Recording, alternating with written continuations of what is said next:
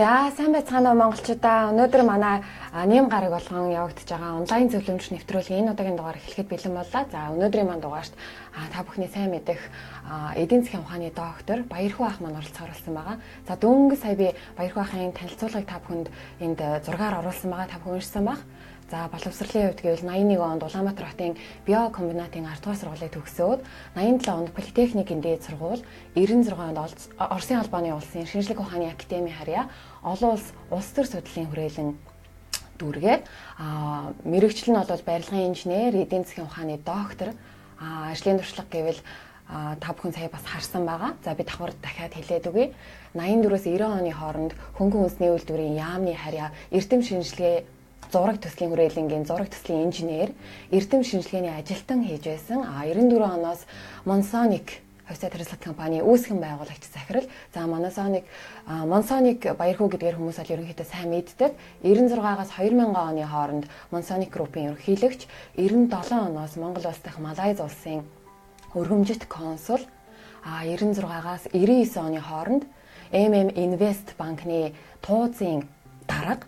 За 96-аас 98 оны хооронд Монгол усан спорт холбооны тэргүүлэгч, 97-аас 2000 оны хооронд Монголын волейболын холбооны ерөнхийлөгч, 98-аас 2000 оны хооронд Монголын сагсан бөмбөгийн холбооны дэд ерөнхийлөгч, за 2007 онд болохоор цалингаараа амьдрах үндэсний хөдөлгөөний санаачлагч.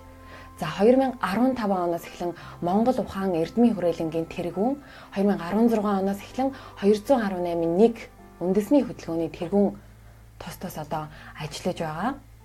Манай Монгол одоо маш олон хүмүүсийг одоо сэргээж байгаа, мэдээллийг үнэн зөв боттойгоор нь хүрхийг хичээж байгаа. Маш олон хүмүүс мэдээллийг түгээж байгаа энэ хүнийг өнөөдөр урьж оролцуулж байгаамаа. За тэгээд одоо Баярхүү ахыгаа огтон авъя. За сайн байна уу та? Сайн байна уу? За бүгдэнд минь орой амар амгалан айлтгая. Та бүхэн сайхан амьдрч хааж байгаах. сайхан тусцгааж гэнэ үү?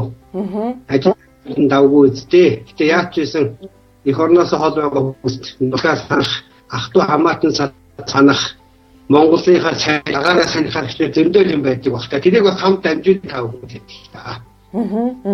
За баярлалаа. Өнөөдөр болохоор бид нэр гадаад байгаа монголчууд бид нар яг үндэ бол мэдээллийг онлайнаар ихэвчлэн авдаг. Яг боддоор бол яг орчинд нь байгаад авах боломжгүй. Тэгэхээр ер нь бол гаднаас ингээд бидэд харж байхад айгүй одоо асуудалтай, өөртөө тийм юмтай, ийм юмтай гэж маш их проблемууд байгаад идэг. Тэгээд яг энэ тал дээр бид бас яг бүрэн ойлголт муутай эдийн засгийн хэллэг ойлголт бас муу байна гадаад дахь монголчуудад бас. Энэ тийм ч учраас таныг бас өнөөдөр урьж оролцуулаад өөртөө Монголоос өргөн Монгол яаж болох вэ? Дээрээс нь бид нарт энэ эдийн засгийн хүнд хэллэг томьёонуудад ойлгогдгүй энэ зүйлүүдийг таас илүү ойлгомжтойгоор энгийн заавал эдийн засгч биш бид хүртэл ойлгох боломжтойгоор тайлбарлаж өгөөч гэж урьж оролцуулж байгаамаа. За одоо тэгэхээр ингэдэггүй. Энэ би бас одоо сайн миний намтыг хэлдэг шиг нэг дунд нь тэгээд 2000 оноос хойш юу хийгээд байсан 2007 он цагаагаар амжих хөдөлгөөн гээд гарч байгаа. Ерөнхийдөө 2000 оноос бизнес хийхээ болоод тэр түүхээ судлаад яагаад түүхээ судлах гэхээр ер нь Баярхүү хий бид нар хий монголчууд хий гэдэг нөгөө юусоо бүх хүн төрөлхтөнд байнгын асуудал тавьж идэг бүгд тэмүүж гэж хайш иршиж олохыг орж идэг өөрсдийнхөө үйлчлийг өөрсдөө хэн бид нар хийн гэдгийг судалдаг тийм л 2000 оноос ирчтэй орсон гэсэн үг. Тэгмээ гэхдээ нөгөө талдаа яагаад ингэж өөрийгөө болон өөрсдийгөө монголчуудын гэдгээ хайж хэлсэн гэхээр хайдны намтар байгаа миний нэг 90 оноос 2000 он хүртэл ирчтэй бизнес эрхэлж хийсэн буюу банктаа уурхатаа уурхатаа байж болох баг 30-40 компанитай маягаар ингэж бүх юм хийж явахдаа нэг ойлгосон юм бол ерөөсөө өнөөдрийн либерал эдийн хонос эдийн засгийн гэж эдгээр нь хэлээ л та. За тэгээд нарт гэдэг нэртэй юу юм бүүмэд тийм божигнэсээ нэг яг бариад ингээд аваад яг юу ингээ ухаад гаргаад ирэхдээ нүдэн тарагдаж гарт баригддаггүй тийм юу гэж өөрөөрөө тайлбарлаад өөрийнхөө их ашиглалцууд тайлбарлаад тэгээд түүгээрээ ингээ бусдыгаа мөлжөө дагдаа зөөвөрлөд эдийг нь тогтдог гэдгийг бол 2000 оноос ойлгосон. Ядангуяа тэр арчсан хөвсөл гэдэг юм хийгээд бүгд их дэврүүн сэтгэлтэй үнэхээр одоо эх орноо Холливуудын кинонд гардаг шиг тэр Америк шиг, Швейцар шиг, Англи шиг Азийн баруун шиг бид нар хөгжих юм байна гэсэн тэр гэнийн итгэл бол 10 жил доктор хаврын цас шиг хайлаад энэ худлаа юм байна. Энэ бол санаатай тарих угаадаг хүн төрөлхтнийг захирдаг нэг дайс нэгтгэн технологи юм байна гэдгийг ерөнхийдөө мэдэрсэн. Өөрөө тэр гүн гүдгээ тэр ядаггүй би хийж явах нэртэй тэр янз бүрийн орнуудын олигаархууд төрийн тэргүүнүүд шийдэл гаргадаг хүмүүс энтертэй их уусч явсан л та ирчтэй үедээ.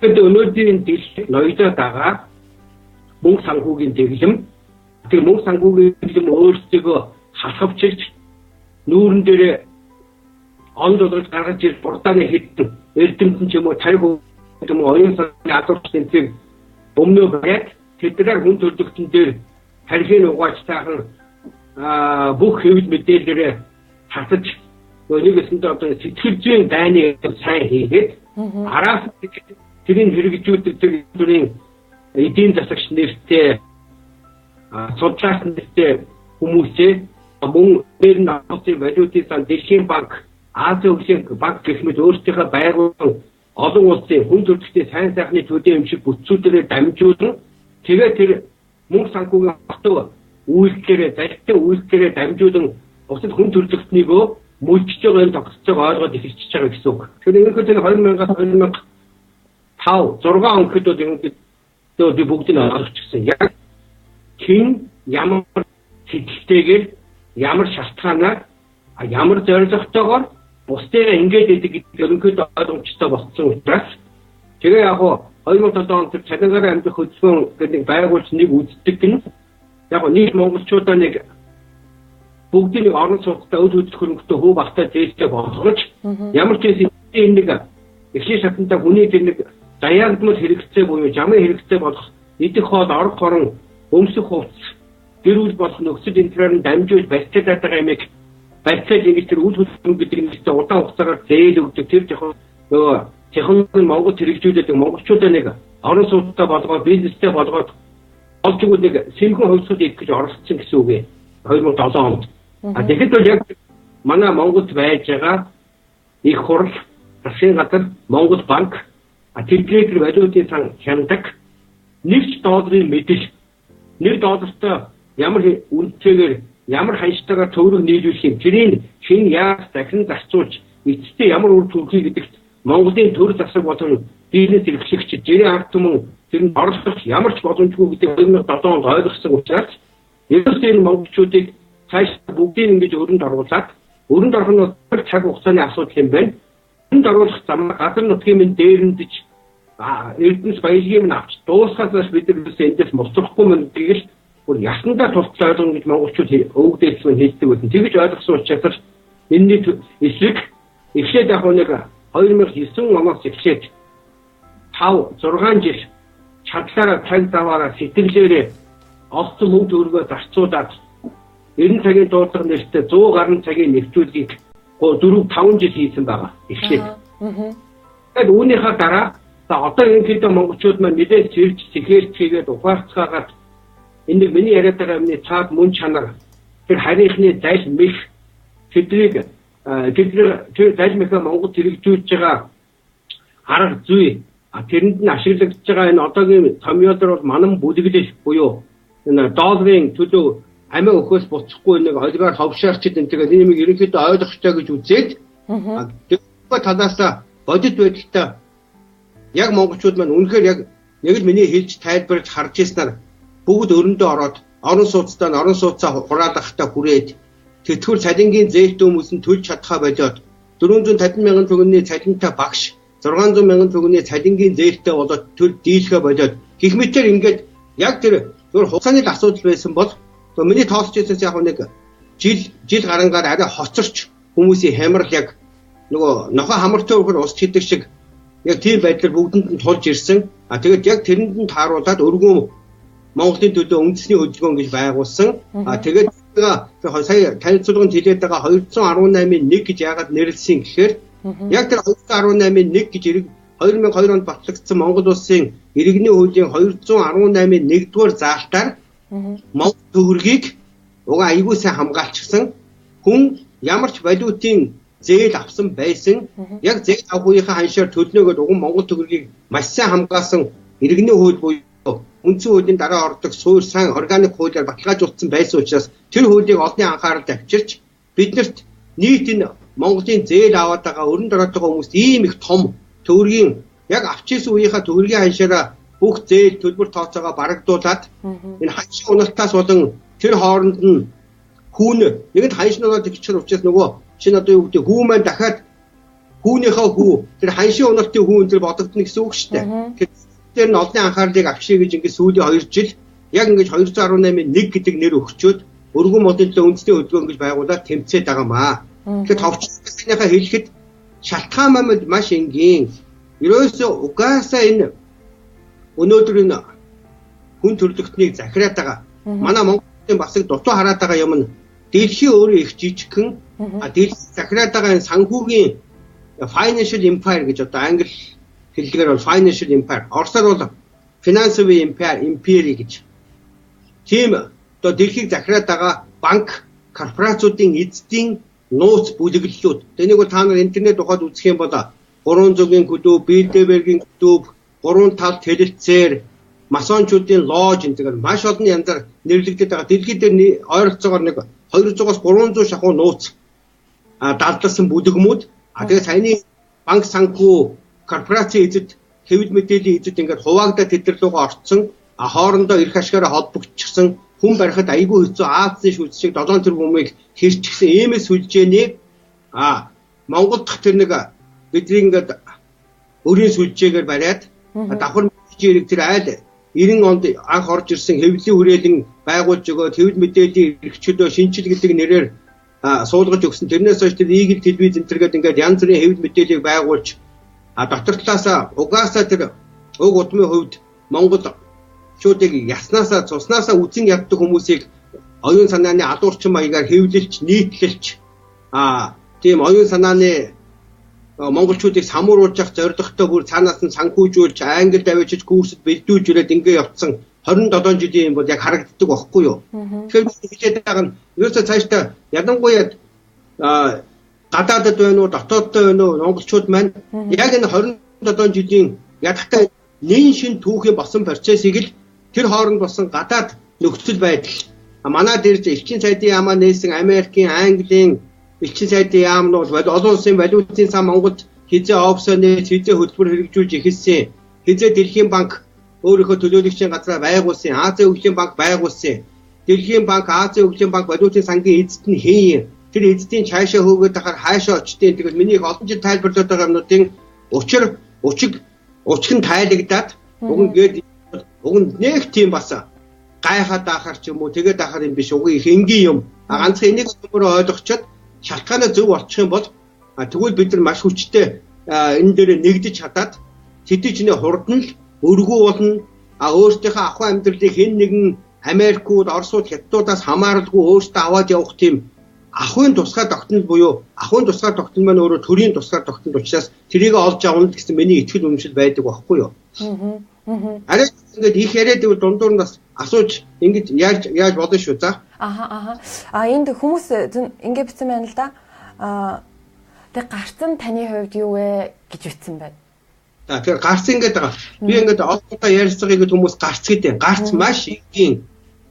Одоо миний 2007 оны цалингаараа амьдрах хөдөлгөөний санаачлаад тэгэхэд би өөрөө бичээд компьютерээр харж уншаад бүтэн цаг шахуу нэвтрүүлгийг 2 сар шахуу бүх телевизээр мөнгөний төлөөд явуулаад тэгжээсэ.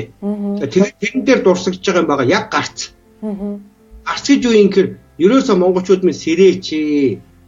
Ерөөсөө альва нэг юмны хүн одоо өөрөө ахуй амьдралд орддог ч байд юм уу?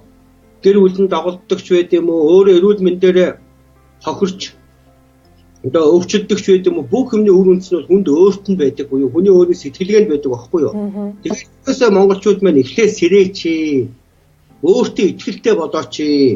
Өөртөө итгэлтэй болсны дараа өөртөө итгэдэг бусад хүмүүстэйгээ итгэлээрээ сайхан эвлэлдээч гэж миний яриад байгаа юм. Тэгэхээр бидний бүр цаашаа өвд өнөөдрийн их өрөнд ороод байгаа ахуй амьдралд ордоод ажилгүйд ядгүйд бүрэн автагчсан тэгээ яахаа мэдэхгүй байгаас хүмүүсийн гарцуул хамгийн дөрөнд нэгдүгээрт хэрвээ ямар нэг байдлаар өөрчлөн ойлгомжгүй юм ярьж байгаа бол тэр нь тэр либерал эдийн засгийн номдогч Харвард төгссөн хүн байна уу? Тэр нэг муухай шар орхимжтой тангад ном уншсан лам байна уу? Юу н учир нь ойлгохтой мэддэхгүй хаанахаар юу яриад байгаа нь бүүмүүд хэнгэрэг цам барьсан бөө удган байна уу? Тэ? Өөрчилд ойлгомжгүй юм ярьж байвал бити тэрийг хүлээж авчээ. Бити амь нас амьдрал заяа тавилангаа даатгах эхний юм. Тэгэхээр бидний яагаад би ингээд тэр нэвтрүүлгээр монголчуудын их түүхэн дээр судлаад ирсэн гэдэг түрүү анх ихтэй ярьж байснтай холбоод 2007 оны миний тэр цалингаар амьдрах хөдөлгөөн дээр биччихсэн нэг чухал үг бол байгаа.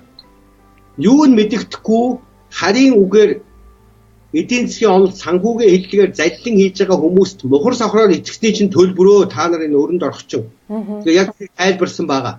Өөрөөр одоогоос би 10 жилийн өмнө яг тэгж ярьж ирсэн. Тэгээ би өөрөө яагаад ингэж их түүх, өв түүх, их Монголын түүх, шин түүх, нэн шин түүх гэдэг ингээд монголчуудын хүчрхэг байсан, мандарч бадарчээсэн үе, уруудчээсэн үе гэдэг ингээд түүхийн мөчргүүдийг углан судалж эхэлсэн гэхээр яг энэ өөртөө байдаг итгэлээ олж авахын тулд Монгол юм би гэж хэн юм гэдэг түүний анхны тэр асуулт байсан шүү дээ. Тэр лүүгээ орсуулсал тэгж байгаа. Тэгэхээр өөрөөсөө биднийг өнөөдрийн 27 жил янз бүрийн Холливуудын кино, солонгос кинонд хуурагдаад тэр өнгөц үзэгдэх байдалд нь тэгээд тэр яриа хэллэг юмнуудад нь автагдаад тийм үзэгдлийн зэрэглээ маягийн юмд нь залинд нь автагдаад явцсан маань өөрөө зөвхөн 27 жилийн биш ээ. Сүүлийн 400 жилийн бүр санаатаагаар энэ монголчуудын язгуур тэр оюун санааны удамшлаас нь салгаж харин амьдралд өөрт нь ямар ч хэрэггүй бухар сүсгийн янз бүрийн номлохыгаар дээр нь шунал албан тушаад алдар нэр гэх мэт юмар хоролсон энэ манж хятадын төвдүүдийн 400 жилийн бодлогын золиос үр дүн нь өнөөдөр дахиад гараа явж байгаа гэдэг ялангуяа их Монгол улс задарсны дараах шин түүх 1911 оноос хойш тусгай тогтнолоо олж авсан 1924 оноос эхлээд социалист чиг баримжаатай бүгд найрамдах Монгол ард улс байгуулагдсан түүх 90 оноос эхлээд арчилсан бүгд найрамдах Монгол улс буюу одоогийн нэг их хурл бүгд найрамдах засаглалын нэг хагас элементтэй юуны ард түмэнч тэр төр засгийн өөрөө уучраа олддоггүй нэг юм хагас зэрэмдэг засаглалын тогтолцоотой энэ нэршил түүх гэсэн үйл явдлуудаа ингээ бүгдийг одоо түүхэн микроскопын арга буюу ингээд нэг томруулдаг шидээр ингээ юмыг харж болдог штэ. Томруулдаг шидээр. Ингээ нүдэндээ ойрхон бариул арай нэг өөр харагдана. Нөгөө харах ч байгаа юм шидээр ойртууд арай өөр харагддаг шиг түүхийг ийм томруулдаг шидээр хардаг гэсэн тийм аргачлал байдیں۔ Оросын агуу авдарт эрдэмтэн Монгол гаралтай Лев Гомлёгон түүхэн микроскопын арга гэж. Яг би яг л энэ түүхэн микроскопын аргаар 1289 онд ягаад шинэ тогоон төмөр хаан хөөгдчихсэн. 1600 хэдэн он хүртэл энэ цагаатан улс ил хаан тулсын хаадууд Монгол цусны хаадууд байгаа захирчээсэн 18 дугаар зууны их англичууд орж эндхийг эзлэх хүртэл Монгол цусны хаадууд ягаад тэнд үлдсэн. Бусад газруудаар нь хаадууд нь ширээнээсээ хөөгдөд явцсан. Тэр хооронд чинь манжууд яаж сэргээд манжууд буюу энэ зөрчил угсааны энэ хүмүүс зүүн зүгээс яаж идэвчиж наашаа төрсээр байгаад манай Монголыг одоогийн халахад нэрлэгдээд байгаа монголчуудыг эзэлж авсан. Тэгээ баруун зүгийн ойрд монголчуудтай хамгийн сүүлийн шийдвэрлэх тулдаанууд хийгээд яагаад тэд нар ядагдсан гэдэг ингээд нөгөө саяны хэлдэг түүхэн микроскопын аргаар үзэхээр монголчуудын хүчийг байсан ч тэр уруудад дөрөөдсөн ч тэр дандаа монголчуудын өөрсдийн сэтгэлгээ оюун санааны чадвартай холбоотой байдаг байхгүй юу? Хизээ монголчууд өөрсдөө маш ихтэй яг өөрсдөд нь удамшиж ирсэн тэр их агуу байгалийн баялаг түүнийг ашиглах чадвартай тэр амьд оюун ухаан ой бэлэг ой санамж шашныхаар сүнсгэд нэрлээд идэг. Тэрийг үүндээ их өндөр ёс зүй болгоод ёс уртхан болгоод ёс заншил болгоод хэрэгжүүлж чадчихсан тэр үедээ их хүчрэг байсан мэдэгдчихдэг. Яг харийн янз бүрийн номлол давтагдаад.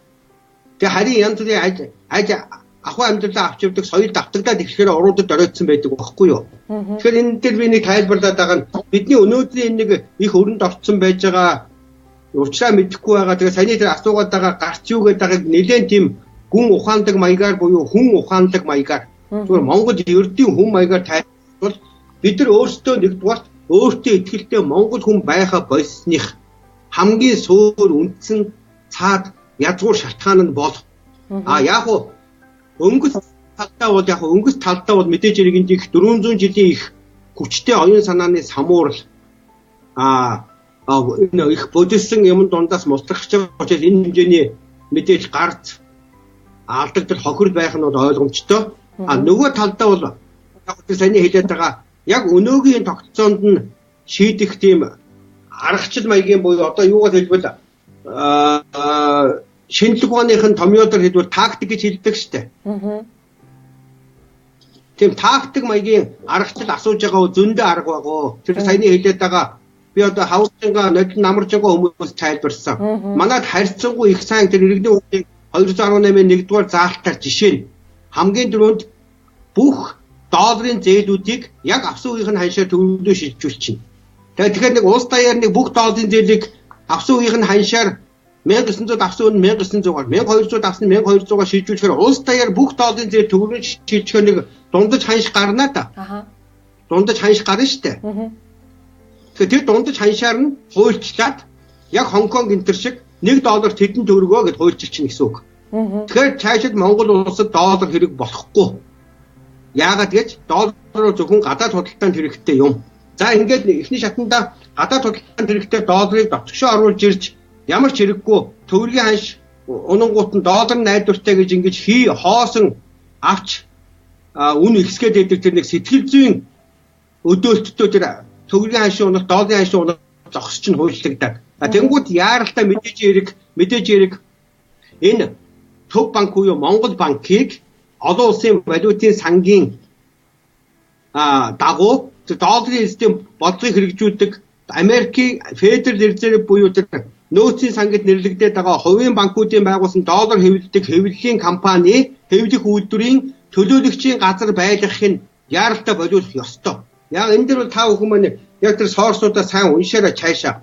Монгол банк, Филиппиний төв банк, Тайландын төв банк, Индонезийн төв банк гэх мэтийн нөгөө валютын сангийн харьяанд тэдний зөвлөмжийн дагуу төв банкуд нь ажилладаг бүх улсууд өнөөдөр яг Монгол шиг байгаа. Тэр валютын сангийн зөвлөмжөөр ажилдаггүй төв банкаа засгийн газар нь өөрийнхөө мэдэлд авчаад хэрэгтэй үндэснийхээ мөнгөнд төвдөө хэвлэдэг газрууд нь тэднээс хамааралгүй өөрсдөө хөгжөөд яваад байгаа.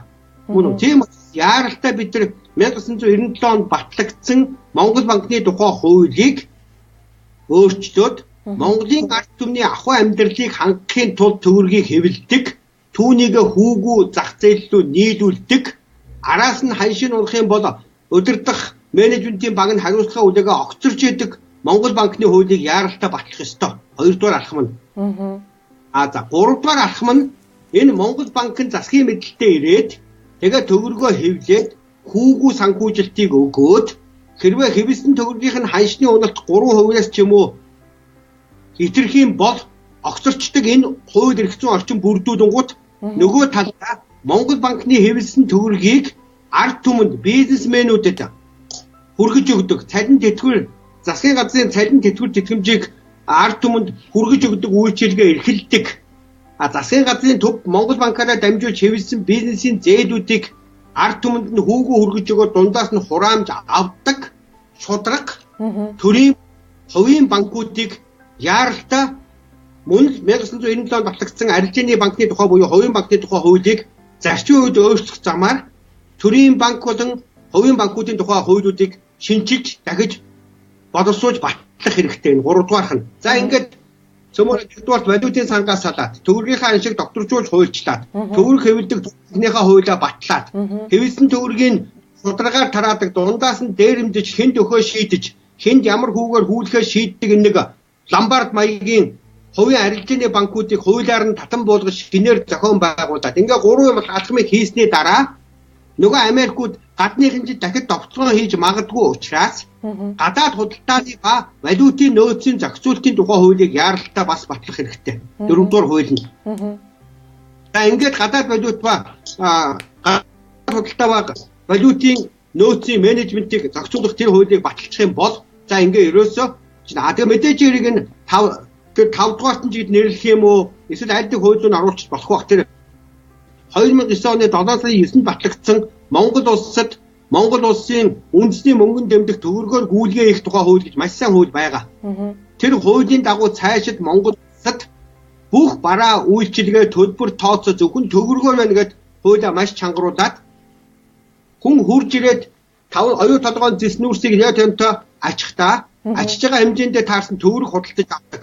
5 толгойг тэр энерги ресурсээс нь байна уу, Эрдэнэс MGL-ээс нь байна уу, тэр 5 толгой транс гэдэг ажныгийн компаниас авна уу, тэр компаниудад гэрээ хэдлэнд засгийн газараа хянагдаад төгрөгөөр худалдаж аваад төгрөг худалдаж авч тэр компаниудад төлбөр хийгээд нөгөө явдаг бах. Юан доллараар тушаагаад. За ингэчих юм бол ингээ ерөөсөө цаашдаа Монгол улсад бүх юм төгрөгөөр болоод хүмүүс ерөөсөө энэ хятад энтер шиг хөгжилтэй орнууд шиг бусад улсын мөнгөнд дэмжих тоодоггүй нэг төгрөгийн картаа барьчаа тэр нь чөлөөтэй нөгөө саяны миний ярьдаг Монгол банкны ба арилжааны банкны хуулиудаа цэгцлээд гадаад худалдааны хуулиас цэгцэлсэн учраас хүн зүгээр төгрөгийн нэг Монголын аль нэг арилжааны банкны төгрөгийн картаа явахад яг Америкийн City банк гэдэг юм уу, Bank of America гэдэг юм уу, эсвэл Английн тэр Хонконг Шанхай банкны HSBC банкны картаа юм шиг ингээд зүгээр явна гэсэн үг байхгүй да. Тэгэхээр эдгээр бол яг ингээд зүгээр аргачлалын хувьд тактикийн хувьд бол хийхэд маш амархан. Өөрөөр одоо бид нар шиг ингээд судлаад мэдсэн эх оронч үүнийхээ төлөө амьдрал сэтгэл санаа бүх юмаа зориулж яваа хүмүүсийн хувьд амар гэсэн үг. Ганцхан яг энийг хийх гээд эхлэхээр шийдвэр гаргадаг их хурал. ерөнхийдөө чинь байхгүй болчихоор аргагүй ихэд энэ үндсэн том өнөөдрийн бидний одоо тэмцлийн гол энэ удаагийн зорилт цаашдын зорилгын тулд гарцаа байхгүй шинэ үндсэн хуулиар эзэнтэй ард түмнийхөө сая би Монгол банкыг хэллээ шүү дээ. Төгрөгийн ханш 3%-аас илүү унах юм бол Монгол банк нь огцордог гэдэг шиг ерөөсө Төгрөгийн ханш 3%-аар унахад Монгол банк засгийн газар нь огцорчдаг, их хурлын тарчдаг. Тэгээд тэр яг жинхэнэ утгаараа мөнгө санхүүгийн шудраг тогтолцоог хэрэгжүүлж чаддаг тийм төрлийн байгууламжийг цоо шинэ үндсэн хуулиар Монголын ард түмний язгуур заяагдвал эрх ашгийг хангасан байдлаар шинэ үндсэн хуулиар шинэ төрлийн байгууламжийг хийх хэрэгтэй болчиход байгаа учраас бид нар сүүлийн би бол одоо байнга 5-6 жил ярилцлаганда дандаа үндсэн хууль гэж яриад нөгөө аргагүй явсаар байгаад энэ лүү очдөг учраас тэгж яриад байгаа. Саяны асуултыг гарц гээд байгаа тэр чинь 3 янзын юм хэлж өгдөө шүү дээ. Нэгдүгээр бүр суур шалтгаан нь бол сүүлийн 400 жилийн монголчуудын оюун санааны доройтол хоосрол, самуурал одоо юугаар ч нэрж болно. Гэтэ хоосрол биш юм шиг байлаа бас зүгээр самуурлын яг тэр юм хоосорч алга болно гэж байхгүй. Бидэрт тэр ухаалаг байсан үеийн memory буюу ой санамж ой бидэг одоо хүртэл бүх нь үзэж байгаа монголчуудад байгаад байгаа байхгүй да. Тэгвэл тэрийгээ сэрэх асуудал. За тэгэхээр энэ бол их 400 жилийн учиртай тийм юм. За дараа нь бол яг зүгээр тактикийн хувьд саяны байдлаар ингээд хэлдэг хуулийн эрх зүйн орчнуудыг яг чинээр боловсруулад батлаад хэрэгжүүлээд явчихвал болно гэсэн. Гэхдээ яг энийг хийхин тулд гарцаа байхгүй өнөөдөр ингээд хоорондоо хэрэлдээд миний өрийг би өөрөө төлж чадахгүй миний өрийг чи төлөх гэсэн маягаар нэгнээсээ концесс гэрээ тендер эсвэл оюун толгойн зуучлалын мөнгө ч юм уу ингэж булаацалж яадаг харин би маань хэлдэг шүү дээ.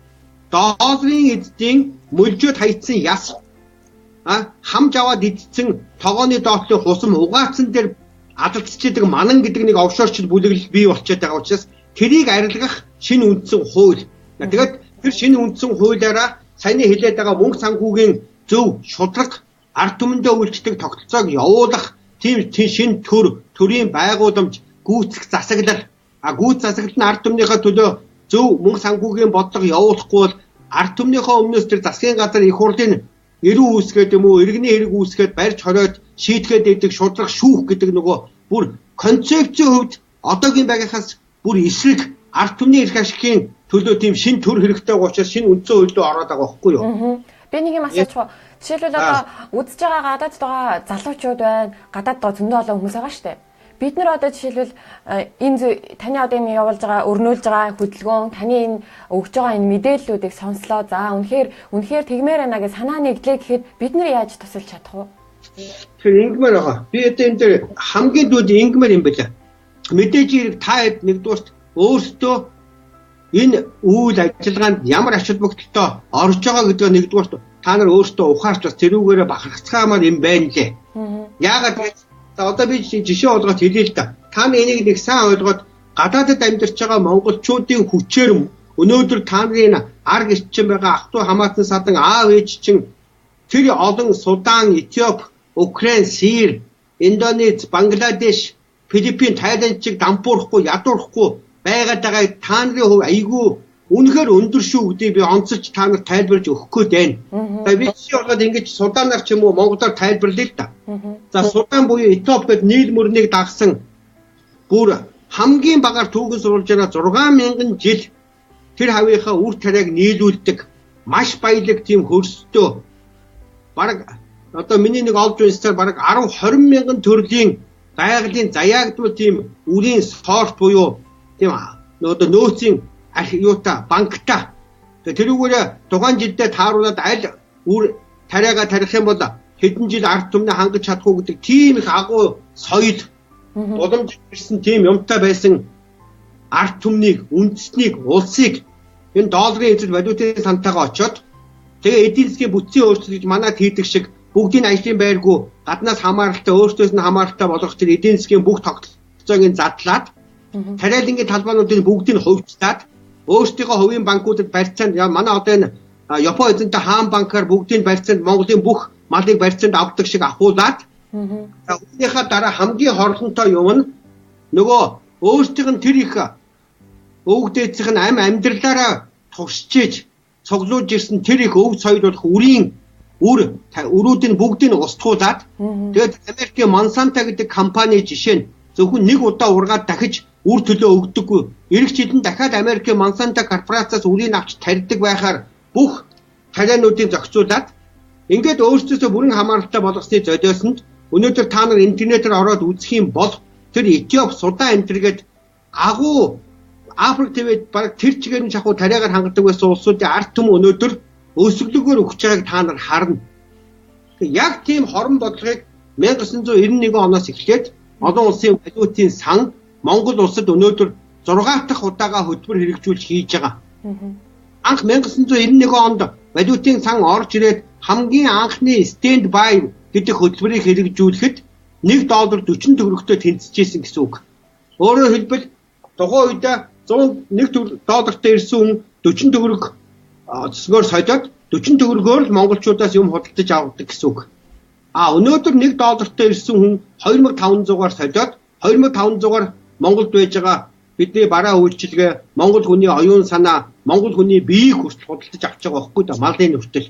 Тэгээд 60 хэд дахин унсан байгаа үз Монгол төгрөгийн 6 удаагийн залт мэхээр ерөөсөө энэ валютын сангийн үндсэн үүрэг бол долларын эддийн өмнөөс долларыг хамгийн үнд цэнтэй бараа байлгаж өөрөөр хамгийн ховор бараа байлгаад байнга үнийг нэгсгэж явах зорилготой байдаг байхгүй юу?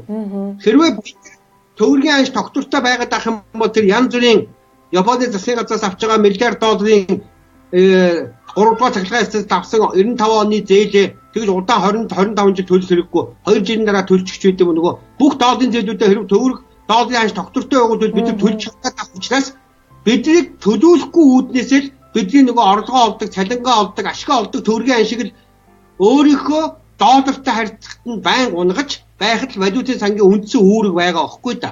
Мөн үү? Тэгэхээр дахиад хэлэхэд одоо би танд тайлбарлачих. Бид нар яагаад Этиоп, Судан шиг болоогүй юм гэхээр энд 3 том хүчин зүйлийн ачаар валютын сангийн 6 хөтөлбөрийн дараа монголчууд өнөөдөр идэх хоолтойгоо зөвхөн өрийн дарамттай болохоос ямар ч байсан идэх хоолтойгоо өсөж өгөхгүй байгаад байгаа. Нэгдүгээрх нь мэдээж хэрэг өвөг дээлцийн үлдээс энэ их агуу 1.5 сая хавтгай дөрвөлжин километр нутаг тэрэн дээр байж байгаа 60-аас 70 сая мал. Өөрөөр энэ манай малыг тэр Африкийн Эдийн Суданы газар тариалан шиг нөгөө өөрсдийнхөө үрээр солиод тэгээд жил болгон өөрсдөөс нь үр авч тариагаа тариа тэрийгэ өрөндөө өгдөг, өөртөө өсөж өгдөг тийм технологид оруулах гар нөгөө манай малыг тэгж болохгүй байгаад байгаа учраас бичээрийн менежмент малыг хувьчлах малчтар газрын өгөх гэх мэтийн залтай алхам хийсэн ч гэсэн заяагдмал 10 гаруй мянган жилийн өв их агуу соёлтой монголчууд тэрэнд нь нэг автагдаж өгөхгүй яг манай монголчууд нь шүү дээ. Тиймээс ч урагшаа зүгээр хил даваад өвөр Монголд орох юм бол одоо бүх малчт нь хашаалтсан бордоогоор малаа тижээдэг болоод тэднэрлөө хэрэгжүүлсэн гэсэн үг. Манайх л чадахгүй байгаад байгаа. Одоо хэрэгжүүлэх гээл яг нөгөө ашгүй нөгөө монголчууд маань сайн эсрэг тэмцээл ингэсэн тулд нэгдүгээр тэр малын буйнаар бид нар идэх хоолтой төгрөг байна ам ороод байгаа гэсэн үг. Өөрөөр хэлбэл энэ мал байхгүйсэн бол төгрөг бүр юу ч болох байхгүй да.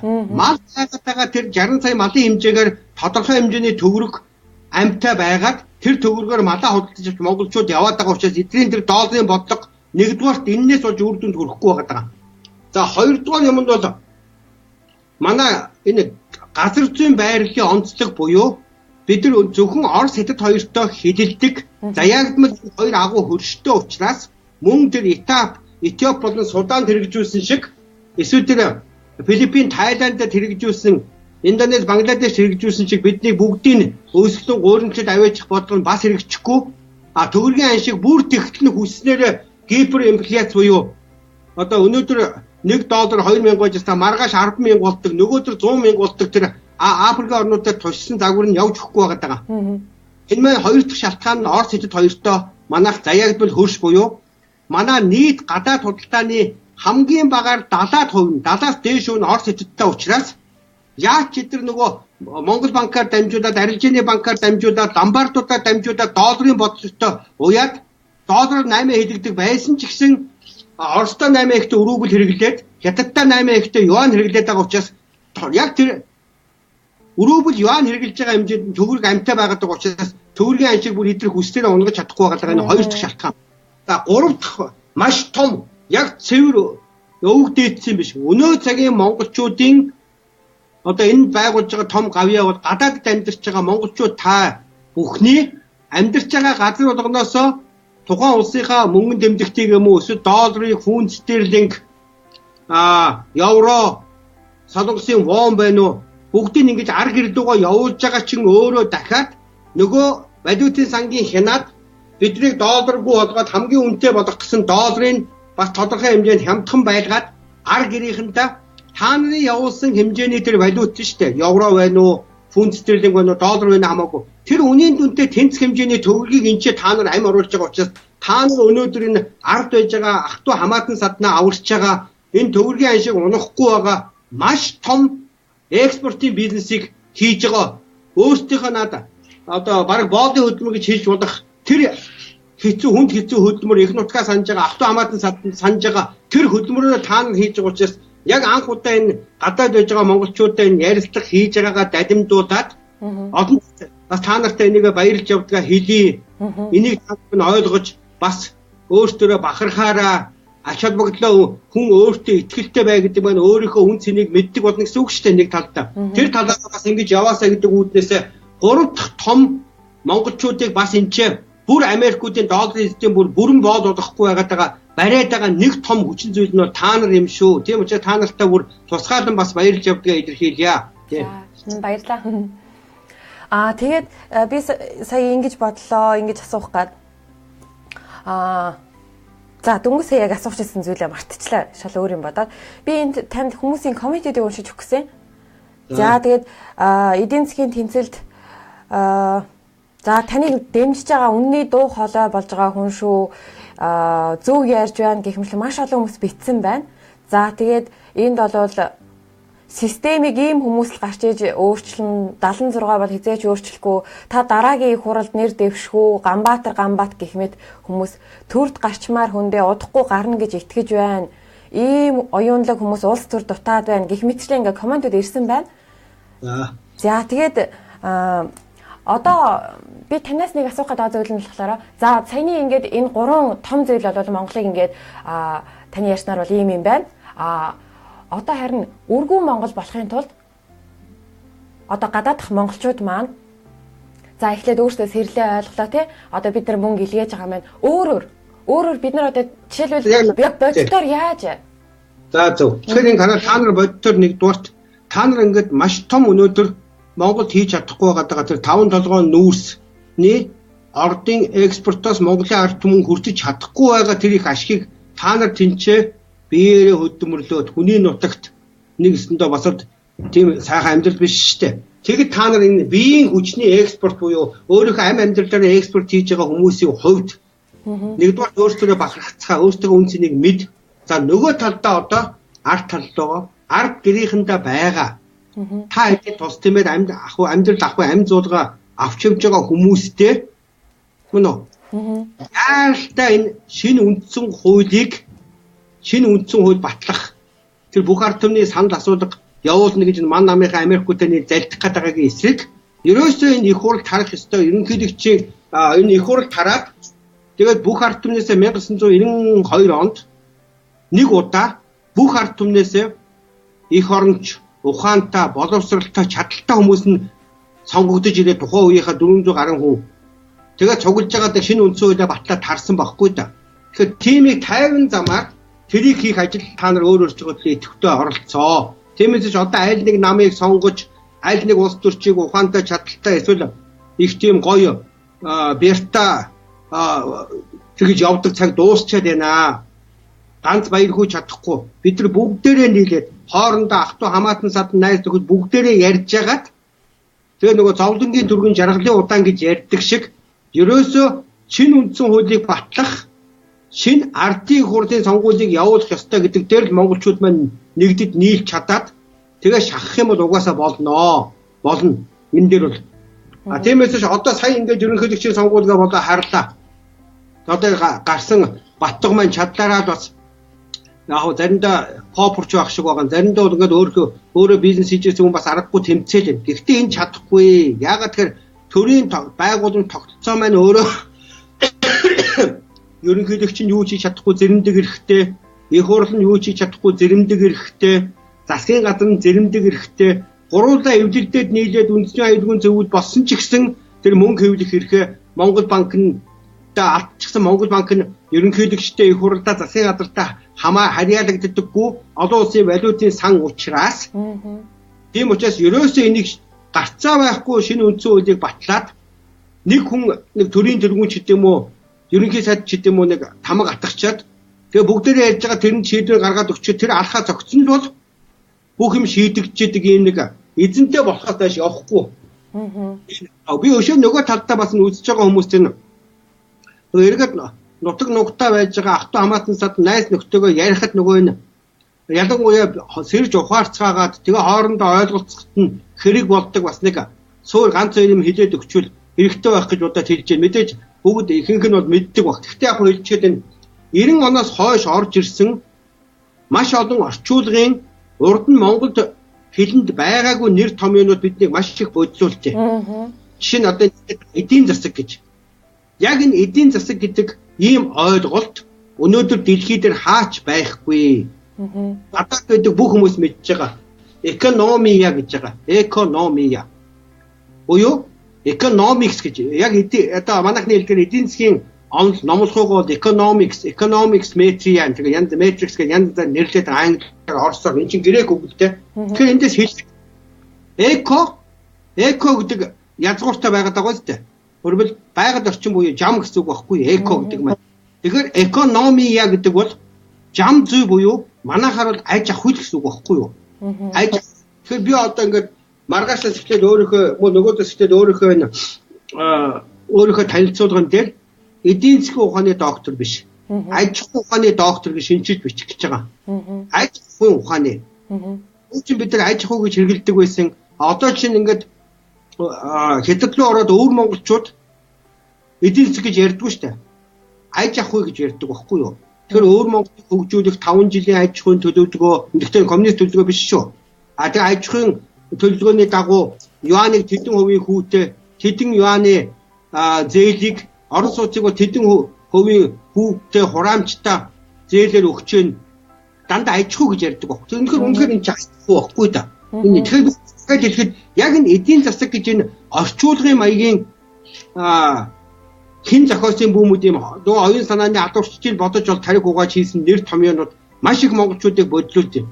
Өнөөдөр гараханда шинэ үндсэн хуулийн төслөөр нөгөө Монгол Ардын хувьсгал намынхантай цуг уулзалт семинар хийгээ ичүүл тавьчаад оройн ярьцлагатайгаа дахиж ирлээ л дээ.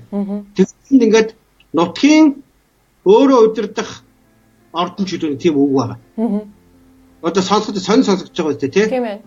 Ингээ юу нөгөө гадаадын ирээл мөнгө төлөөл тэгэл нөгөө өөртөө гар болсон хүмүүсээр ингээд наадхаа нэг тайлбарлаад явчих. Нөгөө хэдэн дээр гадны төслийнхнаас нэг жоохон долларын цалин аваад тэгээ угаасаа нөгөө хар багасаа ч юм уу Америкт очиж сургууль сураад Монгол үг, Монгол сэтгэлгээ байхгүй хүмүүс дараа нь модон маягаар хүчиндэж Монгол хэл рүү орчуулгатай юм зохиомол нөгөө учир зүйн алдаатай, утга зүйн алдаатай бодит амьдралтай ямар ч холбоогүй юм өгүүдийг маш их гаргаж ирсэн сүүлийн 20 хэдэн жилийн гай байхгүй да. Тэгэхээр саяны тийм өөрөө удирдах ордонч гэнүү. Тэгэхээр дарханд нь явж байгаа хүмүүсээс баг 10 түнээс танаа нутгийн өөрөө удирдах ордон хаа байдгийг гэхээр нэг нь ч мэдэхгүй байгаа байхгүй юу?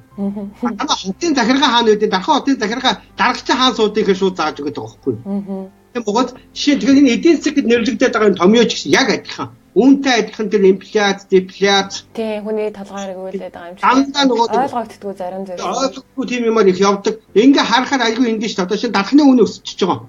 Тэгэхээр тэрийг инфляц гэдэг байгаа байхгүй юу? Барааны үн өссөн, дархны үн өссөн, дулааны үн өссөн, цахилгааны үн өссөн, бензиний үн өссөн гэж ярина. Тэгсэн мөртлөө нөгөө талдаа болохоор төгрөгийн доллартай харьцах ханш унсан гэж ярина. Тэгэхээр хүмүүс юу гэж боддгийг гэхээр төгрөг гэд нэг юм тусдаа очиод доллартай ханш нунаад байгаа юм байна. Төгрөг гэж нэг юм тусдаа очиод талхаа ухтаа тий талхны үн нэмэгдээд байна гэх. Өөрөөр хэлбэл төгрөгийн ханш унаад байгааг албаар тэгж өөрөө тайлбарладаг байхгүй да. Ойлгож байна уу тий? Өөрөөр хэлбэл талхны үн 1000 байж байгаад 1200 болсон биш байхгүй юу? Талх үнд ороогүй. Төгрөгийн ханш 20%-аар унсан гэсэн үг байхгүй да. 1000 төгрөгөөс нь талх 1200 болно гэдэг. Тэгэхэд тэрийг яагаад энэ Америкууд залтай энэ еврейнэр бодож олсон гэхээр тэр талах малхны үнийг төгрөгийн ханшны унаад ингээд тайлбарчвал нөгөө чинь төгрөгөндөө анхаараа төгрөгөж доктортой байх гэж байхгүй юу?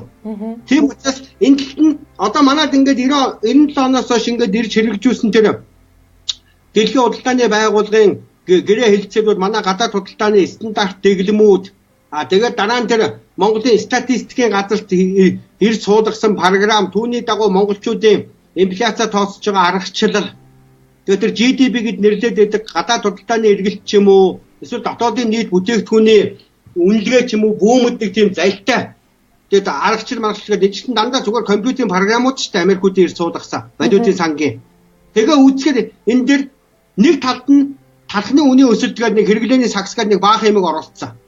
Нөгөө талд нь одоо юу гэдэг түүхийн эдийн үнийн өсөлт мөсөлтгээд гадаад худалдааны GDP-гийн баланстай оруулсан. Тэгсэн мөртөө төв банкн дээр дахиад голлох валютуудын төгрөгтэй харьцаж байгаа ханшны харьцаагээд ханш гэдэг нэг өөр ойлголт оруулсан ч гэдэг юм. Тэгэхэл бүгдийг аваад ирэхэд зүгээр л төгрөгийн өөрийнх нь ханшны уналт юм уу өсөлт бууралт байдаг байхгүй да. Тэгэхээр эн чинь үнэхээр яг ийм залинд нь тэр Тайландууд, Филиппинууд, Индонезиуд, Бангладешууд, Африкийн орнууд, Латин Америкууд өртөөд ингээд босч чаддаггүй.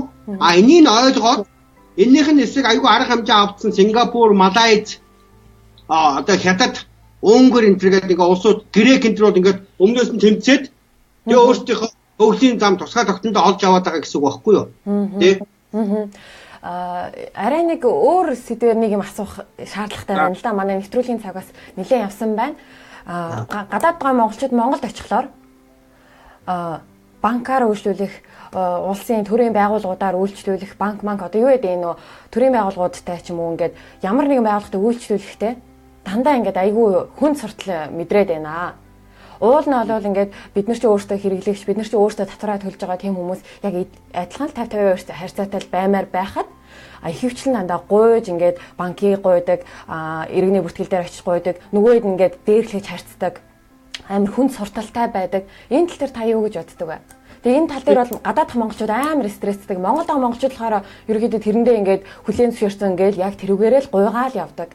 Юм шиг санагддаг. Нөгөө тогтолцооны гажиг нэг имийг таад мань ихсэн ойлгоод авчихаа.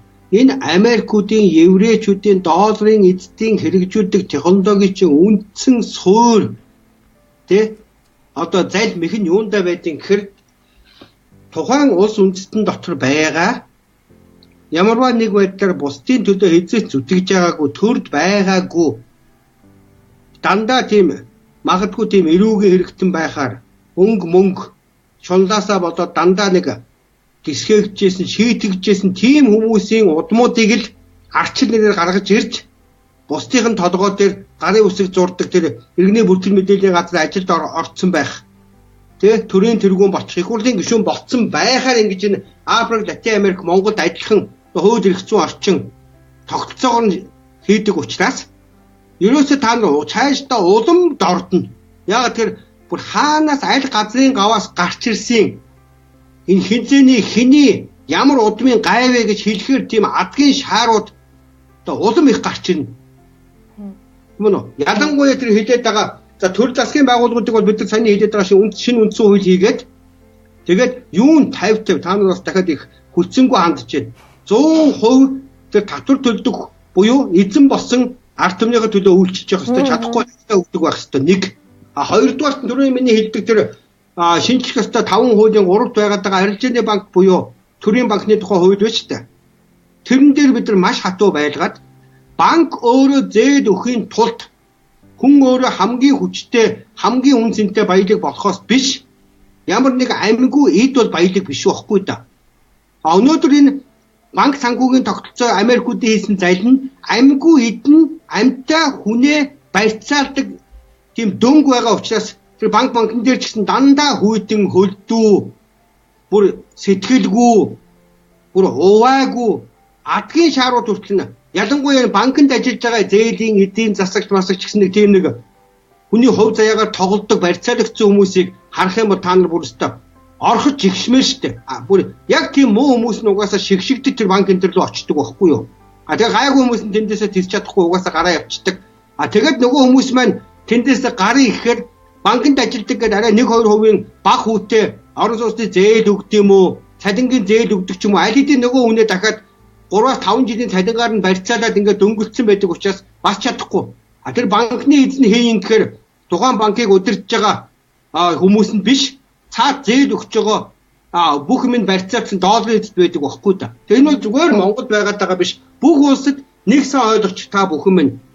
Ерөөсөө бид энэ тогтолцоог л янзлаагүй цагт удамд дорцсон яг энэ монголчуудын бас өвгдөөц гоё үг гэдэг. Аль газрын гаваас гарч ирсэн гай вэ гэж. Та нар сайн гүн ухааны үгийг бодороо. Газрын гав гэж. Тэгвэл ердийн гайгүй хүмүүс одоо шинэ муу юм ярьж байгаа юм биш шүү. Сайхан өвгдөөц оршоогоод бариад ингээд хүндлээ тэрийг он голгож тархиндаа хадгалаад шарил дээр нь очиж эргээч ч юм уу явцдаг штэ. Газрын гав гэдэг нь тийм удамгүй гай болж исэн шийтгэгдсэн хүмүүс энэ тэнд хаягдаад буушлагдсан хаягдсан байсандаас гарч ирсэн тийм муу ёрын хүмүүс гэсэн утгатай үг байхгүй юу. Тэгэхээр ёстойс энэ Америкуудын зайл бол тухайн улс үндэстэнд байж байгаа газрын гавн дотроос нь хамгийн гайнуудын буюу зүгээр нэг хүн сүрэг дотор нэг бусдад гай болохгүй явж явах хэвээр хүмүүс энтрийг л эрчим идэвхжүүлж бусдыг нь толгой дээр тавиад дараа нь ард түмэн тэдрээгээ хэрчиж тасцж хаяад дараагийн тийм үнийг гаргаж ирж аль болохоор удаан ард түмний хооронд нь тийм иргэний хурц хямрал мөргөлдөөнтөө тэрсэлдэнтэй байлгаж байгаа хоорондоо газар нутаг байгалийн баялагын бүх юм аваад явчих юм л технологи байхгүй да. Тийм болохоор бид нар нэг тогтолцоогоо маш сайн үнэхээр шудрах сайн зөв хүмүүс нь хэдэн хүний итгэл даасан хэдэн хүнд буян хийж чадсан тэр нь үнэхээр бодит байдал дээр үйлээрээ баталгаажуулж чадсан юм уу гэдгээр төрийн шигшүүрээр дээшээ төр засагт ажиллаж яадаг тийм шин төрийн байгууллагын тогтолцоогоо шинэ үндсэн хуулиар хийж ижил энэ арилах байхгүй юу? Зарчмын За тэгээд манай нэвтрүүлгийн оролцогч болгоноос асуудаг нэг уламжлалт асуулт байгаа. Тэгээд гадаад дахь монголчууд их орондоо биеэрээ байж чадахгүй ч гэсэн их орондоо яаж хувь нэмэр оруулж болох вэ гэдэг асуултыг хүн болгоноос асуудаг. Тэгээд танаас энэ асуултыг асууя. Тэгэхээр ингээд та нар хамгийн түрүү нэгдүгээр одоо ялангуяа хямралтай энэ үед нь болж өгөөд явдгаасаа арай их ахиу өвтөр мөнгө ах トゥ хамаатан садан руугаа явуулаарай. Би сая ингээд нэг бас Монгол турхтын дундаараа нэлээ боломж авсан үедээ явдаг шин сая өөр Монголд явж хахад өөр Монголын телевизийнхантай ярилцлагыг нэг бас дараа нь Японд байдаг Монгол эрдэмтэд Монгол угсаатай хүмүүсэнтэй ярьж хахад би тэднэрт хэлжсэн тэд нар их зөвшөөрч ийлээ. Ерөөсөө монголчууд маань хэн сайн яваа арай жоохон доголдож байгаадаа туслах замаар Монгол үндэстэн хизээч мөхгүй. Аль улсын иргэншилтэй байхаас зүйл хамаараа тэр байтугай. Гэтэл бид нар чинь бол нэг Монгол өнөөдөр бүгдээр Монгол улс гэдэг улсын иргэншилтэй ах トゥ хамаатан садан энчээ байгаад хагсан та нар гадаад байж байгаа хүмүүс шүү дээ. Миний саяны яриад байгаа бүр тэгээ одоо юу гэдэг бараг 100 жилийн өмнө таслагдсан өвөр монголчууд 300-400 жилийн өмнө таслагдсан халимгүйч байт юм уу?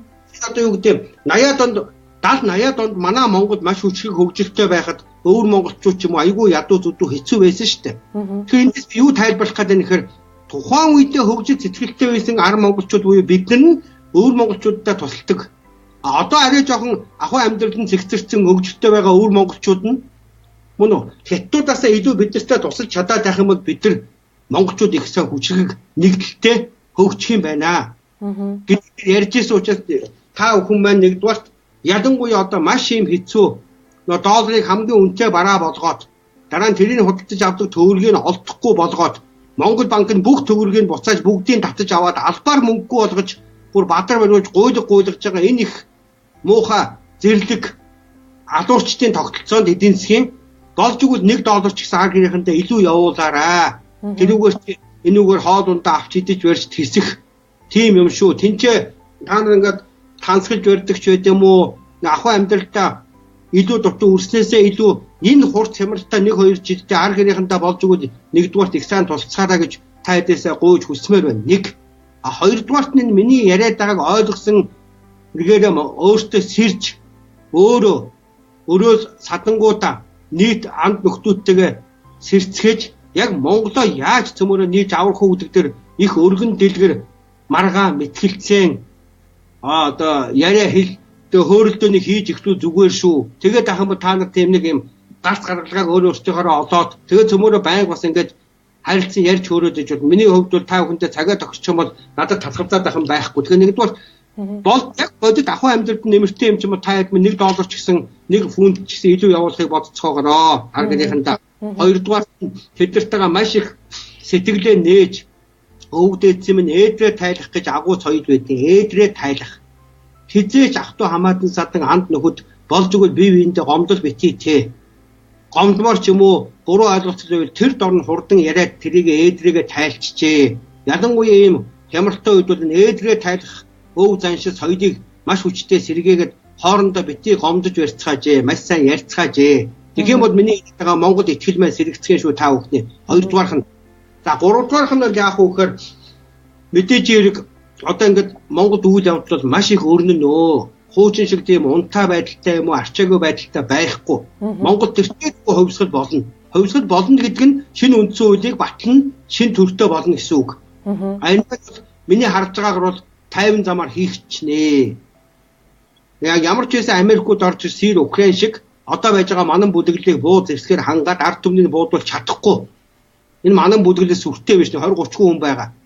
Ард түмэн бол энэ 20-30 хүндийг бол яаж ч байсан 50 замаар саард ордоос нь гаргаа шийдчих чадах байхгүй да. Мөн үү? Тийм болохоор тийм юмнууд дээр та нар минь сайн байгаад тэгээ харин 3 дахь шат нь бол энэ чинь шинэ үндсэн хууль шинжлэгдэх үйл явц эхлэх дараа нь тэр батлагдах хэлэлцэгдээд батлагдах шинэ төр бий болох тэр их үйл явдалд маш идэвхтэй оролцоороо тэгээд дараа нь харин шинэ төртөө болоод миний яриад байгаа шиг шинэ мөнгө санхүүгийн шударга тогтолцоо бий болоод ингээд их том бүтээн байгуулалт хөгжил дэвшил эхлэхэд харин та нар минь наанаасаа дутхгүй цалин хүйсийн цалин хүйстэй болох учраас тэр их хүний нутагт ажилласан туршлага одоо амьдралын туршлага технологи мэрэгжлийн чадвар энтраар ирж их орныхоо бүтээн байгуулалтанд оролцож тэгж хурдан хөгжицгөө гэсэн ийм л 3 шатаар юм хараараа миний та нартай зөвлөх юм бол тээ. За танд стак баярлаа. За өнөөдөр та гадаад байгаа монголчуудаа ер нь энийг ч гэсэн Монгол монголчууд ч гэсэн үзэх боломжтой онлайнаар явж байгаа учраас хүмүүст цаг гаргаад зориулаад ингээд шууд явагдаж байгаа Монголын цагаар бол нэлээд ойролцсон байгаа штэ. Энэ үед бол ингээд ийм сайхан боломж цаг хугацаа гаргасанд маш их баярлаа. Тэгээ олон монголчууд таны бас яриаг үзээд сонсоод ойлгоод бас цаашаа шеэрлээ түгээгээд өгөх хаа гэж найдаж байна. Тэгээд өнөөдрийн нэвтрүүлэг маань энэ хүрээд өндөрлж байна. Тэгээ танд ястаа баярлаа. Хапаагүй энэ дараа нь хэрвээ яавал бүр тодорхой сэдвээр Монгол хүн ухаан тэгээ монголчуудын шүтлэг дар заншил гэсэн янз бүрийн сэдвээр юу ч хийж болно шүү. Та нар тэгээ хоорондоо ярилцгаагаараа тэрөө гадаад байж байгаа та хэд ингээ гол нөгөө идэвхтэй байдаг бүлэг маань групп маань өөрөө дахиад нэг ийм юмар ингэчих. Би яагаад ингэж бас энэ санал хэлээд байна гэхээр угаас 9 сараас эхлээд хамгийн дүүн монголчуудын самуурсан байж байгаа оюун санааг цэгцлэх, зөв голдролд нь оруулах, зөв сэрээх тийм их хүчтэй юмыг бид нар ихрүүлэхгүй бол саяны сүүлийн бас 2016 оны их хурлын сонгуул, саяны ерөнхийлөгчийн сонгуулийн энтраар монголчууд маань хэдийгээр их сэрдсэн цаашдаа одоо ингэж дэгжид дэвчин тодорхой болж байгаа ч гэсэн тэрийг хурдвчлахын тулд их цэгцэрч эмхлэгдэж хоорондоо оюун санааны хувьд нэгдэх хэрэгтэй байгаа нь харагдаад байгаа учраас бид нар бас энэ намраас эхэлж соён гэгэрүүлэх чтэй тийм одоо хөтөлбөр үйл ажиллагаануудыг эхлэхэд төлөвлөж байгаа шүү. Тэгээ мөн дараагийн удаа бас нэг хэрвээ ингээд яана гэвэл энэ одоо шинэ хаач очсон Христ шүтдэг хүн Христ шүтлгийнхаа нэг загвар болсон сүмдө очдог. Исламын шүтлэгтэй хүн ислам шүтлэгтэй мечеттэй очдог. Буддизм шүтдэг хүн буддизмын нэг загвар болсон тийм нэг сүм дуганд очдог. Алдартны шүтлэгтэй хүмүүс нь тэр сүмдө очдог. Еврейчүүд буюу жүүшүүд нь өөртөө сүмдө очдог байгаад яг монголчууд нэг ийм стандартын хэлбэртэй яг ингээд яг тэр Христтэй шүтдэг өнөө буддагаа шүтдэг өнөө Мохаммедээ шүтдэгтэй адилхан өвгдээдсээ их хаанаа шүтдэг ч байд юм уу тийм юм байхгүй байгаа гоц. Тэгэхээр тэрийг бид нар бас ингээд энэ жил эхлүүлж байгаа. Өөрөөр хэлбэл одоо та нар ингээд хаач ингээд бодсон нүдэндээ ч юм уу бодит байдалтай харахад яг нэг хэв маяг загвартай. Тэ хаа байгаа монголчууд нь тэнцэнэ очиод хоорондоо өвгдээдсээ дурсаад энэ сайхан нөгөө итгэлээ сэргээгээд сэрцгээгээд хоорондоо ярьдаг тийм ёс заншлаа үйлддэг тийм Монгол тэнгэрийн, Монгол соёлын, Монгол ой билгийн тийм шүтээний хүндлэлийн тийм төв маягийн юмнээ төсөл бид нар эхлүүлэх гэж байгаа шүү бас. Тэгээд иймэрхүү сэдвүүдээр ингэм ба та нарт их миний яриад байгаа хараад байгаа шиг их хялбар дөхөмжтэй болно шүү бас. Чи одоо би жишээ бодож хэлээ дээ. Яагаад еврейчүүд их амжилттай яваад байна гэхээр за би Монголд анх удаа ирж байгаа еврей. Би уугаал дугуйтай явган одоо тэнүүч цагаач бадарчин шиг орж ирсэн байна уу? Онгоцоор том баян тархан элетонтгийн босс шиг орж ирсэн байна хамаагүй. Ирсэн оройно очиод еврейчүүдийн мөргөл үлддэг сүмө хайгаад очдөг байхгүй юу? Тэнгуүлж байгаа бүх еврейчүүд тэнцэнэ цугладаг. Нөгөө яг гариг ихсийн байрлал тодорхой нөгөө 6-аараа цаглбараараа. Тэгээд за чиний аль удмын хэн гэдэг жүүш вэ? Еврей вэ? Гэт ингээд танилцаад ямар хэрэг зоригтой ирсэн гэ. Тэгээ биенийгээ дэмжиж явчихдаг байхгүй юу? Тэгээ Монгол яг дутаад байгаа үз. Аль улсын иргэншилтэй байхаас үл хамааран бүх Монгол цустай гаралтай хүмүүс Унгарт байж байгаа Атила хааныг дагаж очсон монголчууд, Грекэд байгаа Атила хааны хойчос, тэ Европын Итали, Болгар, одоо Франц, Швейцарт байж байгаа монголчууд, хойд Америкт байж байгаа монгол гаралтай индианчууд бүгдэнд нь дутаад байгаа байхгүй да. Тэгэхээр ингэх юм бол их том хүчрэг Монгол цустай, Монгол ой ухааны удамшилтай хүмүүсийн тим юм болчих واخа. Иймэрхүү төсөл төлөвлөгөөч бас байгаа шүү. Тэгэхээр би бол олон хүнд санаагаа хүргээд олон хүнээс маш олон санаа зөв их гоё хэрэгтэй зөвлөмж одоо буулт тайлал одоо юу л гардаг учраас бас ингээд болж өгөө би хүмүүст нэг хэлээд авах сонирхолтой байж шүү. За тэгээ баярлалаа. Та бүхэнд за. За баярлалаа. За баяртай. За үзэгчид маань Баярхүү ахын маань яриаг сонссон баг. За энэ ярианаас үзэгч бүхэн өөрсдийнхөө хувьдаа өөрсдийн гэсэн ойлголтоор ойлгож авсан баха гэж бодож байна. За тэгээд нэг бидний баримталдаг зүйл бол манайхаар гаргаж байгаа, ярилцж байгаа энэ сэдв болгоныг заавал үзэгч та бүгдийг хүлээн зөвшөөрөх албагүй. За хүн болгон яг өөрөөсдийнхоороо ойлгож үзнэ гэдэгт бол итгэдэг. Тэгээ тийм учраас бид нэр заавал ингээд энийг үз, заавал та нар шеэрэл эндрэг бол тийм бол байхгүй шүү. Тэгээд Баярхүү ахын ярьж байгаа үнэхээр Монголд бол Төгрөгийн ханшны уналт маш их байгаа гэдгийг та бүгд мэдж байгаа. Тэгээд цаг заваа гарган бид нарыг өнөөдөр гадаад байгаа монголчуудыг зориод ингээ хааваас нь дарахнаас хотод буцаж ирээд нэвтрүүлэгт ингээд оролцохын тулд зорж ирсэн энэ хүнд бол маш их баярлж байна. За бидний дараагийн зочин болохоор энэ 4-р өдөр байгаа. За уламжлал ёсоор нэм гараг болгон Шведийн за Европын 3 цагаас Монголын оройн 9 цагаас байгаа. Нэм гараг бүр манай нэвтрүүлэг гарах болно. Гэхдээ энэ одоо ирэх энэ 4 дахь өдөр онцгой зочин байгаа. За бидэд тал алдаа завгүй ажилтай байгаа учраас дундаа ингээд цаг тохироод 4 дахь өдөр нэвтрүүлэг гарахаар басан. 4 дахь өдөр Европын одоо Шведийн оройны 8 цагаас байгаа. 8 цагаас та бидний сайн мэдэх УК төмөр гэдэг Монгол эмэгтэй Америк улсад амьдардаг Монгол эмэгтэй маш олон монголчуудад сэтгэл болоод биеийн эрүүл мэндийн маш их зөвлөгөөнүүдийг өгдөг, хүмүүсийг итгэвчүүлдэг юм сайхан мундаг эмэгтэй байгаа. Тэгээ энэ эмэгтэй урьж оролцохоор болсон. Ямар сэдв юуны талаар ярих вэ гэхээр өөрөө өөртөө зөвхөн 2хан цагийг зарцуулаад өдөрт өөртөө 2хан цагийг зарцуулаад амьдралдаа ямар их өөрчлөлт, ямар их зүйлийг өөртөө өөрчлөлтийг авчирч чадах вэ гэдэг талаар ярих юм аа. Тэгээ тийм учраас та бүхэн энэ 4 дахь өдрийг заавал цаг заваа гаргаад үзээрэй. За мэдээж нэвтрүүлэг маань хадгалагдах учраас та бүхэн үргэлжлүүлээ үзэж болно. За манай нэвтрүүлгүүдийг нэг доороос одоо ингээ хайж олоход манай пэйжээс олоход хэцүү байвал Позитив Монголианс гэсэн сайтаар ороод англигдсан илүү үзэхэд хялбар байдлаар үзэж болно. Бусад нэвтрүүлгүүдийн мөн адил үзэж болно. За харин ням гарагт гарах нэвтрүүлэгт маань Япон улсаас Монгол хүн оролцох байгаа. Японы залуучуудын холбоонд одоо ажилдаг. Дээрээс нь яг одоо Япон улсад суралцж байгаа. Японы одоо нэлээд нийгмийн идэвхтэй нэг монгол залуу оролцохоор болсон байгаа. Тэгээд реклам одоо сурчлагыг нь бид бүхэн өөрчлөлт тавиад цагийг нь өдөртөө маш тодорхой бичиж тавих болно. Тийм учраас та бүхэн тэндээс харж агаад өдөр цагаа зохицуулаад заавал үзээрэй. За тэг өнөөдөр бидэнтэй хамт байсан та бүхэндээ маш их баярлалаа. Ингээд дараагийн нэвтрүүлэг хүртэл түр баяртай.